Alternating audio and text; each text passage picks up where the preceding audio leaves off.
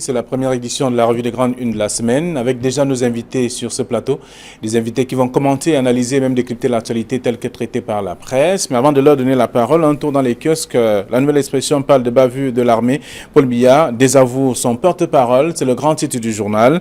Le ministre de la Communication a été contraint de signer un communiqué pour démentir les affirmations et qu'il avait lui-même faites donc lorsque le scandale des femmes et même des enfants assassinés par l'armée camerounaise à l'extrême nord a éclaté il y a quelques mois. Un courage pour le président de la République et une douche froide pour son gouvernement. C'est en page 3 du journal qui parle également des Nations Unies. Le dossier du Cameroun à nouveau sur la table à moins de 2 mois seulement de l'élection présidentielle.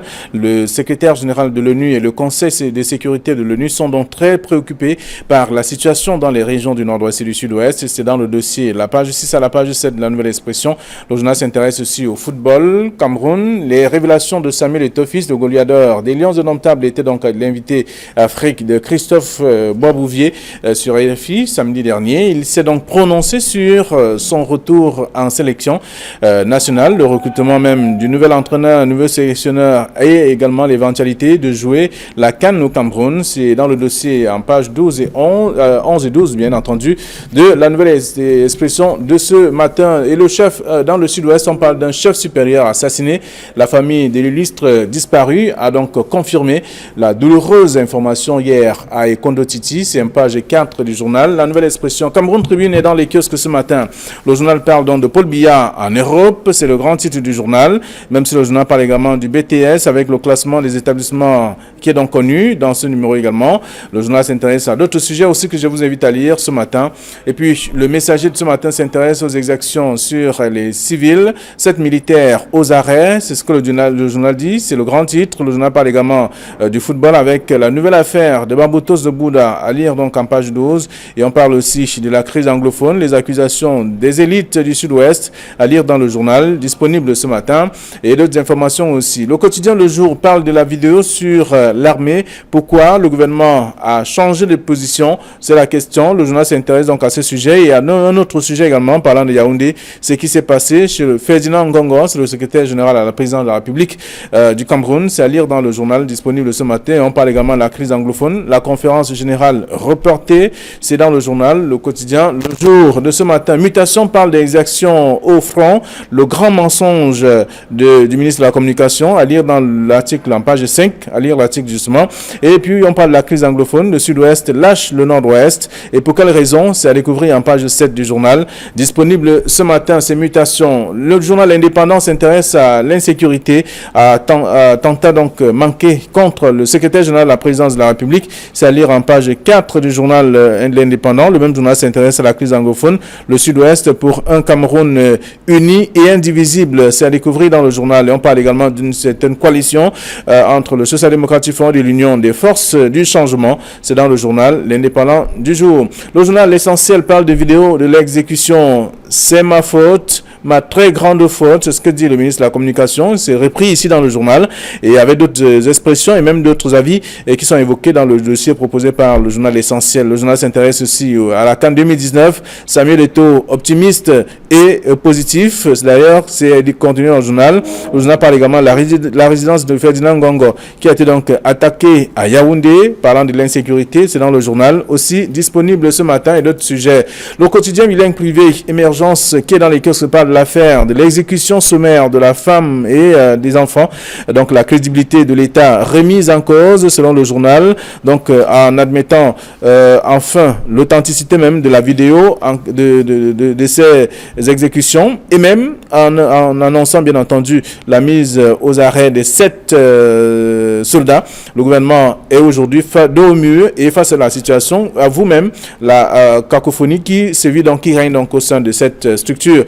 Parlant notamment de tout cela dans le journal, en page 3 du quotidien bilingue privé, émergence, qui parle également de la présidence. La coalition de l'opposition sera dévoilée cette semaine aussi, parlant de Maurice Kamto parlant de la présidentielle également. Alors, on parle aussi de sanctions. Bamboutos de Bouddha se retrouve donc en élite 2. C'est à lire dans le même journal, disponible ce matin, c'est Émergence. Alors, le journal Info Matin s'intéresse par l'exclusivité, le film de l'assassinat manqué du secrétaire général, au domicile du secrétaire général de la présidence de la République, Ferdinand Ngongor, à lire dans le journal. Il sort de loin, c'est ce que dit le journal. Le journal s'intéresse aussi à la crise anglophone. Nalova Yonga communie pour un retour à la paix, c'est dans le journal Info Matin. Et puis, Intégration s'intéresse à autres parlant de violation des droits de l'homme. Yaoundé, manœuvre contre l'enquête de l'ONU, c'est ce que dit le journal. C'est un dossier à lire. Le journal parle également de l'Union africaine qui épingle bien entendu l'Afrique centrale dans le cadre donc de l'intégration croisée et croissance, la croissance économique et même l'emploi.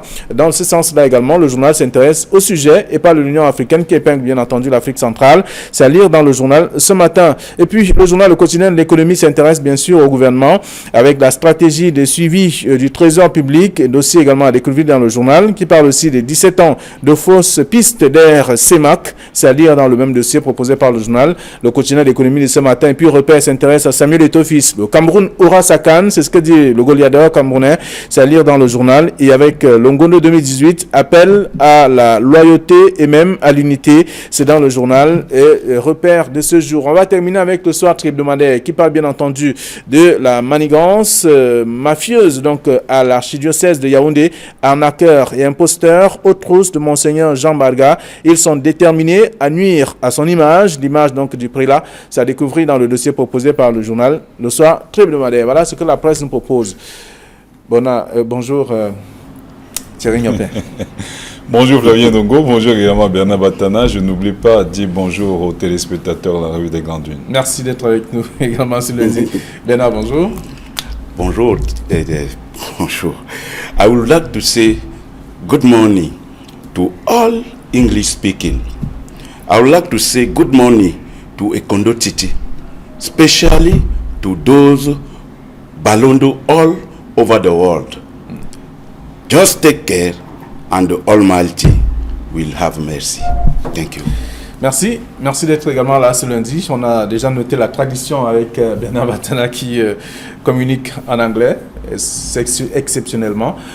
Donc avec vous, nous faisons le tour de quelques sujets proposés par la presse ce matin. On parle des Nations Unies avec le dossier du Cameroun, à nouveau sur la table de cette structure, de cette institution, je voulais dire, à moins de 2 mois seulement de l'élection présidentielle. Oui, il est clair que la situation au Cameroun continue à préoccuper les Nations Unies, surtout que la Commission des droits de l'homme n'a toujours pas eu la possibilité de venir au Cameroun pour enquêter sur les actions dans les parties anglophones du Cameroun, notamment dans le nord-ouest et le sud-ouest.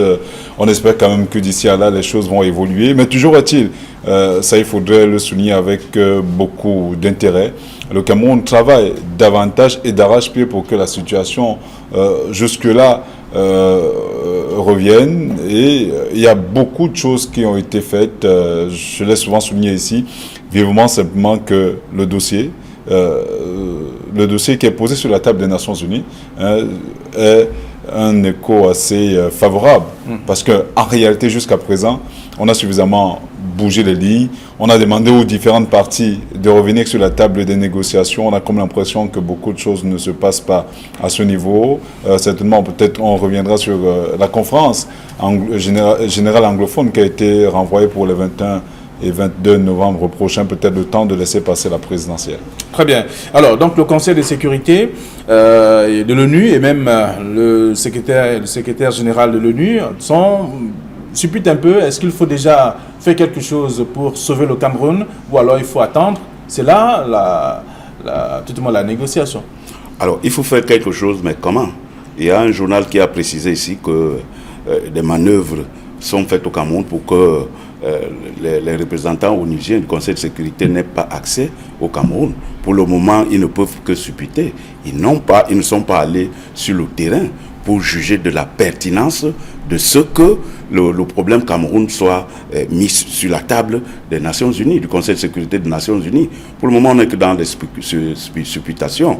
Bon, il faut attendre que le temps nous donne d'autres informations par rapport à cette action des Nations Unies. Mais toujours est-il que la situation qui prévaut au Cameroun laisse à penser que les Nations Unies peuvent s'intéresser davantage à cette insécurité rampante.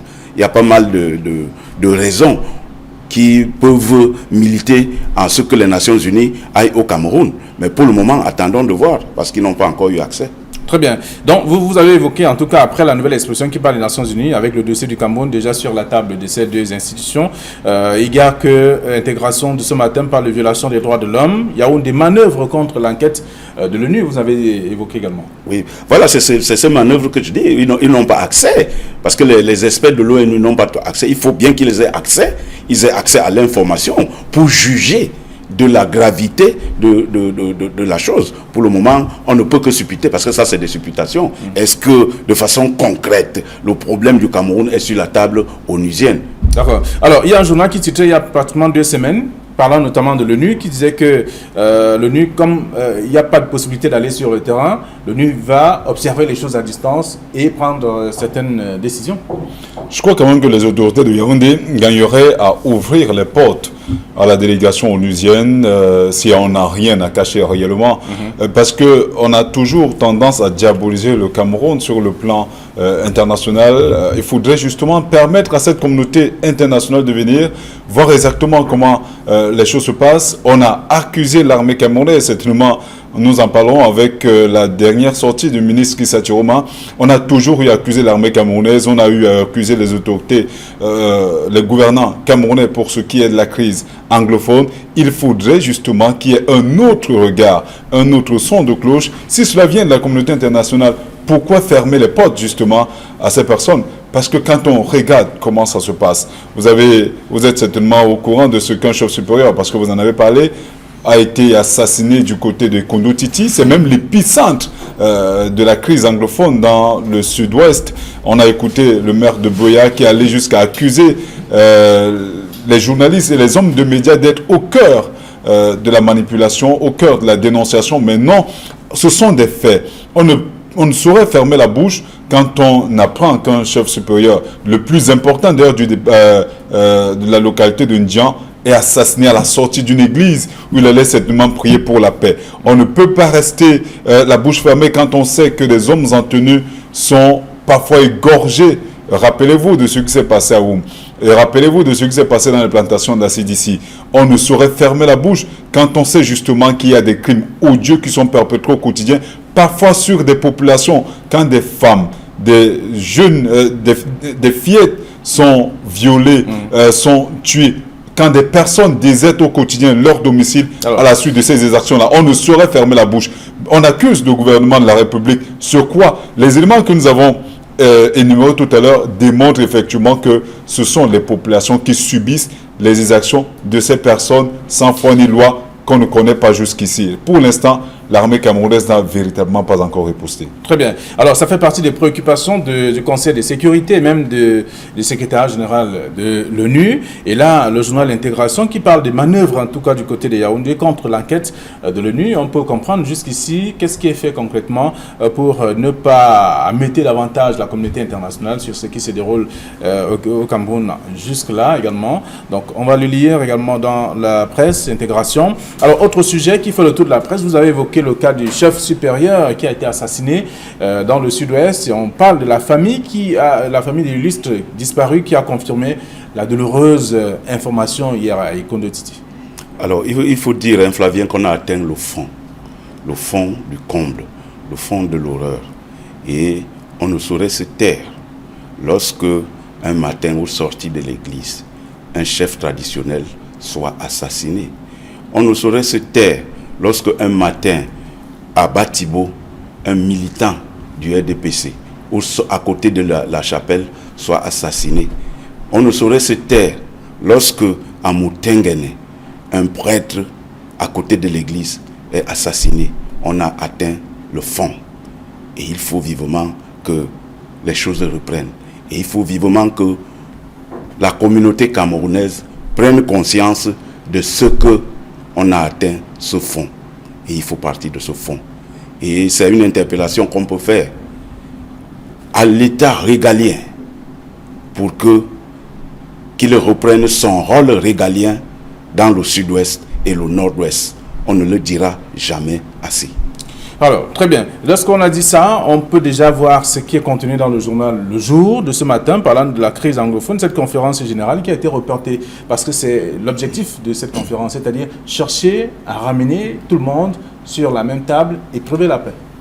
Oui, cette conférence a été reportée du 21 au 22 novembre 2018 par le cardinal Christian Toumi qui évoque les problèmes d'organisation. Apparemment, cela n'a pas encore été... ils n'étaient pas suffisamment prêts. Vous avez même reçu sur les antennes d'Equinox l'un des porte-étendards justement de cette conférence générale anglophone qui est revenu sur les mécanismes même de l'organisation de cette grande messe. Mais au-delà de cela, il faut beaucoup s'interroger. Il faut dire que c'est une très bonne initiative, on l'a toujours souligné ici. Mais est-ce que l'opportunité valait la chandelle? Je dis oui. Parce que cela rentre simplement dans le sillage de ce que le gouvernement de la République avait commencé, notamment avec la descente sur le terrain de plusieurs membres du gouvernement, notamment le Premier ministre, et tout récemment la Commission nationale pour la promotion du bilinguisme et du multiculturalisme, avec l'ancien Premier ministre Peter Mafani Moussongé, ou l'ancien sénateur, c'est selon. Donc, au cours de ces rencontres, beaucoup d'élites ont été rencontrées, même des populations. Des résolutions ont été prises, il y a plus d'une vingtaine de résolutions qui ont été prises. Jusqu'à présent, le gouvernement de la République n'a pas commencé à statuer sur ces résolutions qu'on nous annonce la conférence générale anglophone, qui n'est d'ailleurs pas la première, c'est la troisième. C'est simplement l'appellation qui a changé. C'est également peut-être que l'initiateur ou les initiateurs qui ont quelque peu changé. Mais toujours est-il que le but est de ramener la paix dans le sud, dans le sud-ouest et dans le nord-ouest. Parce qu'on a suffisamment énuméré les faits depuis l'entame de cette émission. L'heure est grave. Le gouvernement a renoué les fils du dialogue. Mais on a comme l'impression que de l'autre côté, on est presque sourd. Les revendications ne sont plus les mêmes. Les tendances ont pratiquement changé sur le terrain. Et malgré tout ce qui est fait... Est-ce que c'est pas parce qu'on a aussi laissé pourrir la situation justement, je voulais le dire. Est-ce que c'est l'arrestation de Sissoko Ayok et compagnie qui est à l'origine de cette montée de la violence dans le sud-ouest ou dans le nord-ouest? On ne sait pas. Il y a les élites du sud-ouest qui sont réunies samedi dernier à Yaoundé pour dire qu'elles ne sont pas partisans de la sécession, qu'elles sont presque, je dirais, poussées dans le taux. C'est comme s'il y a certaines personnes qui manipulent le sud-ouest alors que le nord-ouest vit le chaud et le froid. Je pense qu'il n'est plus question pour les uns et les autres de jeter la pierre sur l'un ou sur l'autre. Il est plus que jamais temps de s'asseoir et de causer en vérité. Parce que le linge sale se lave en famille. Si ça continue comme cela est en train de se dérouler ces derniers jours, j'ai comme l'impression que la communauté internationale n'aura pas autre chose à faire que de venir effectivement régler le problème au Cameroun.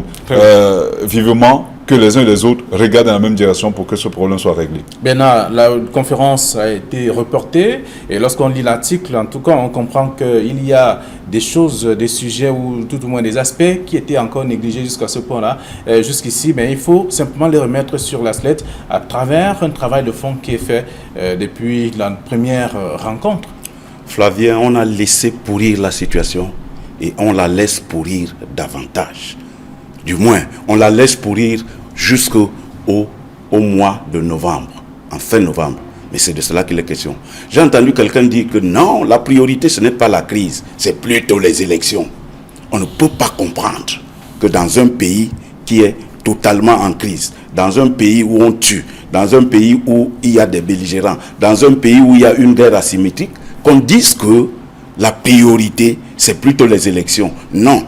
Nous pensons que la priorité, justement, c'est la solution à cette crise. Si tant il est vrai que les gens du nord-ouest et du sud-ouest sont des futurs électeurs, ils devraient normalement accomplir leur devoir de citoyen. Et pour le faire, il faut que ce soit dans la plus grande sérénité. Et la sérénité passe par la paix. La sérénité passe par le dialogue dont tu as parlé tout à l'heure, Thierry. Moi, je pense qu'on est en train de mettre la charrue avant les bœufs. Il fallait d'abord trouver une solution. On dit qu'on n'a pas cerné les objectifs de cette conférence générale. Mais les objectifs sont là. Mais les points de discussion sont là, qui s'imposent sur le terrain. Il s'agit de remettre la sécurité dans les régions du nord-ouest et du sud-ouest. Il y a des gens qui se tuent. que ce soit du côté de l'armée ou du côté des sécessionnistes. Et la libération de certains... Vous cherchez quels objectifs, vous cherchez quel sujet. Le sujet est là. Il y a la crise dans les régions anglophones. Il est là, il est clair. Et les hommes de l'Église ont voulu donner leur expérience, et ont voulu donner leur know-how pour trouver une solution à cette crise, afin que la sérénité reprenne dans toute l'étendue du territoire, pour qu'on organise des élections crédibles. Alors, l'implication des hommes de Dieu, puisqu'on les appelle ainsi, peut-elle apporter la solution? Pas seulement eux, mais tout le monde. C'est pour cette raison qu'on demande à toutes les personnes. En réalité, ce sont des initiateurs, mais ce n'est pas eux qui apporteront la solution à la crise anglophone. Ils ont posé un problème, ils ont eu l'initiative. Le cardinal Christian Toumi n'est pas seul, il y a beaucoup plus d'hommes de l'autre côté, en fait, des musulmans autour de l'organisation de cette rencontre-là. Et je crois quand même que l'apport de tout le monde est assez important. C'est pour cette raison que vous avez écouté tout récemment les mécanismes qui pourraient aboutir vraiment à ramener la paix et le calme dans cette partie du pays. Il faudrait que l'on continue véritablement. Il faudrait que les élites, que de se tirer entre elles, comme ce que nous avons vécu du côté de Yaoundé le week-end dernier, où les élites du Sud-Ouest se sont rencontrées autour du Premier ministre pour dire que non, nous ne sommes pas concernés, nous ne sommes pas impliqués. En réalité, ce sont les autres, vivement, que cela s'arrête et que tout le monde s'asseye sur la même table pour discuter Cameroun, pour discuter de l'intérêt supérieur de l'État et de la nation. Parce que nous sommes, jusqu'à preuve de contraire, une nation. À moins que les gens veuillent nous démontrer le contraire. Nous ne sommes pas pour la sécession. Le fédéralisme, la décentralisation, ce sont des formes de gouvernance qui pourraient, pourquoi pas, trouver solution à travers le dialogue, à travers des discussions franches et sincères. Il faudrait maintenant que les uns et les autres consentent à le faire. Le cardinal Christian Toumi et les autres ne sont que la voie par laquelle cette conférence générale anglophone peut se tenir. Mais je vous ai dit, avant cette conférence générale anglophone, il y a eu des descentes dans le sud-ouest et dans le nord-ouest, menées par les membres du gouvernement, et tout récemment par Peter Mafane Moussongué, qui est le président de la Commission nationale pour la promotion du bilinguisme et du multiculturalisme. Donc, des initiatives sont menées, il faudrait juste continuer, il faut arrêter la saignée parce que la dose est assez lourde. Très bien. Alors, lorsqu'on a fini, on a fait le tour, en tout cas, de cette question, de ce report de la conférence qui devait en principe se tenir en fin de ce mois. Donc, on peut comprendre qu'il y a des choses qui doivent être revues et être ajoutées sur des propositions importantes que vont faire d'ailleurs les prélats pour une éventuelle sortie de crise. On va lire dans la presse également ce matin. Alors, on peut également découvrir autre chose. Paul Biya, c'est Cameroun Tribune qui le dit, Paul Biya en Europe, c'est un court séjour privé. Oui, Flavien, il faut dire que nous sommes les relais des populations. Le taxi qui m'a ramené ici aujourd'hui a été plutôt interrogateur. Le chauffeur disait que, mais attends, j'ai appris que le père, parce qu'il appelle ça affectivement, le père est allé en Europe hier. Mais nous, on l'attendait à Bamenda et à Boya. Bon, tout se passe comme si l'Europe est plus importante que Bamenda. Voilà ce que le citoyen lambda pense de ce voyage du président de la République à l'étranger. Nous sommes les relais et nous avons relayé ce que les populations pensent. Mais en tout cas, quand on revient, le communiqué qui donne cette information est laconique. Il est allé en Europe pour un court séjour. Bon, pour un court séjour privé. Le communiqué n'est pas habillé. On ne sait pas ce qu'il a allé faire. Mais toujours est-il que chez le citoyen lambda, on s'interroge. On se dit, mais attends, on aurait pu le voir à Bamenda ou à Boya. Alors, le chef de l'État, très souvent, on le sait, il ne va pas en malade de santé, forcément, il va travailler aussi. Bernard a dit tout à l'heure qu'on ne sait pas ce qu'il va faire, mais le communiqué a été clair. Je ne sais pas ce qu'il recherchait derrière ce communiqué. Oui, mais ça, c'est la formule lapidaire, donc on la maîtrise. Il est parti pour ses affaires privées, Valonongo. Il est parti pour ses affaires privées. Le communiqué est assez clair. Tout le monde sait que nous sommes à la veille d'une échéance, d'une élection d'une importance capitale. Et vous savez quand même que jusqu'à peu de contraire, Paul Biya, le président Biya, a quand même plus de 85 ans. À son âge, on a besoin de se requinquer. On aura besoin de lui sur le terrain. On aura besoin d'un homme capable de faire les 10 régions, à défaut de faire les 10 régions, faire l'essentiel des régions pour battre campagne. Les autres ne battront pas nécessairement campagne pour lui. D'ailleurs, les autres n'ont pas déclaré la candidature à sa place. C'est lui-même qui l'a fait, ce tuteur. Donc, vivement qu'il descende sur le terrain. Peut-être les partis se requinquer davantage pour être sûr de faire le tour. C'est vrai qu'on l'attendait. On aurait souhaité quand même qu'il fasse que d'aller du côté de l'Europe, qu'il fasse un tour à Bamenda. Qu'il fasse un tour. Ces créatures le feront pour lui. Donc, on aurait souhaité, comme l'homme de la rue, qu'il fasse un tour du côté du nord-ouest ou du sud-ouest, où la situation est extrêmement tendue. Et pourquoi pas du côté de la partie septentrionale, où, je vous assure, la situation n'est pas dans la calmie totale, même comme on a comme l'impression que les populations commencent à dormir quand même sur le laurier. Mais il faudrait quand même que l'on continue commence à croire que l'heure est grave au Cameroun et que le chef de l'État ne devrait pas aller se reposer quand les populations continuent à mourir. Parce qu'au moment où il partait, le chef, et l'un des chefs de Koundou Titi, certainement le chef traditionnel le plus emblématique qui perdait la vie à la sortie d'une église. Ce n'est pas pardonnable. On ne part pas se reposer quand le pays est plus ou moins en guerre. Alors, il n'y a pas que ce cas, il y a également que le secrétaire, c'est le journal Le Jour qui le dit, le secrétaire général de la présidence de la République, qui a vu son domicile attaqué par des personnes armées. C'était entre vendredi et samedi, dans la nuit. Même si on a pu mettre la main sur deux personnes, quelques-unes sont en fuite. Alors, c'est là de note de ce que, je ne sais pas si c'est l'insécurité ou le malaise qui se généralise. N'oubliez pas que le secrétaire général de la présidence de la République est le président exécutif. Bien sûr, c'est le président de la République. C'est le président de la République exécutif parce qu'il est au fait de tous les dossiers du pays. Et donc, par cet assassinat, par cette tentative d'assassinat, c'est peut-être un signal que les gens veulent donner pour dire que les choses ne marchent pas. Qu'est-ce qu'ils voulaient? Il faut peut-être qu'on les interroge, ce qu'on a pu prendre, qu'on les cuisine, comme on dit, qu'une enquête s'ouvre pour qu'on sache les tenants et les aboutissants de cette tentative qui a eu lieu chez le secrétaire général de la présidence de la République. Mais en tout état de cause, c'est un signal fort, d'ailleurs très fort. Alors, vous dites un mot? Je pense que c'est un signal fort, comme l'a souligné tout à l'heure. On ne sait pas qui se cachait derrière. Est-ce des sécessionnistes? Est-ce des ambazoniens? Toujours est-il qu'on a appris entre cette nuit et ce matin qu'il y a quelques personnes, je crois 1 ou 2 personnes qui ont été interpellées. 2 ont été tuées. Il faut en même temps saluer la bravoure de l'inspecteur de police qui était en fraction ce jour, qui a abattu un travail formidable. Et on ne peut même pas comprendre comment le domicile d'un secrétaire général de la présidence de la République est si moins gardé.